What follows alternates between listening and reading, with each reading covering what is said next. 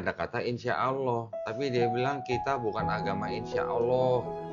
Bagaimana seharusnya orang Kristen menanggapi adanya kata insya Allah di dalam Alkitab terbitan LAI versi yang lama? Ada atau tidaknya kata insya Allah di dalam kitab suci orang Kristen terutama terbitan bahasa Indonesia tidak pernah menjadi persoalan atau masalah. Dan ditemukannya kata insya Allah di dalam surat Rasul Yakobus dalam berbahasa Indonesia tidak membuat iman kekristenan menjadi iman yang insya Allah atau mudah-mudahan. Karena iman kekristenan merupakan iman yang memberikan kepastian keselamatan bagi orang yang sungguh-sungguh percaya kepada Kristus yang diimani. Lagi pula LAI menggunakan kata insya Allah di dalam kitab suci umat Kristen berbahasa Indonesia, hal itu menjadi wajar. Karena bahasa Indonesia banyak mengutip atau mengadopsi kosakata bahasa Arab.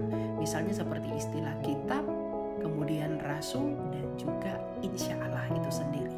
Dan yang paling penting bahasa Arab bukanlah bahasa milik agama tertentu.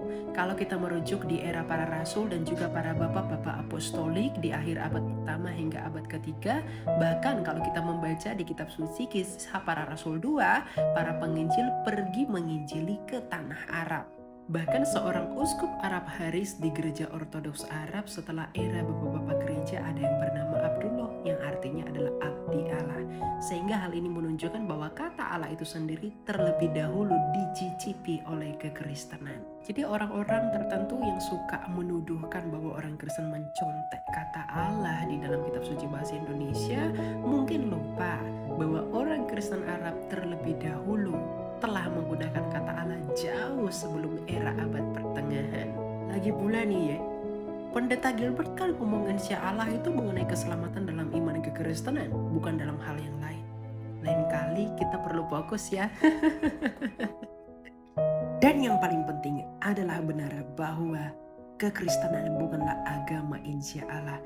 Karena Yesus Kristus penguasa alam dan semesta tidak datang membawa agama, tapi datang membawa kerajaan.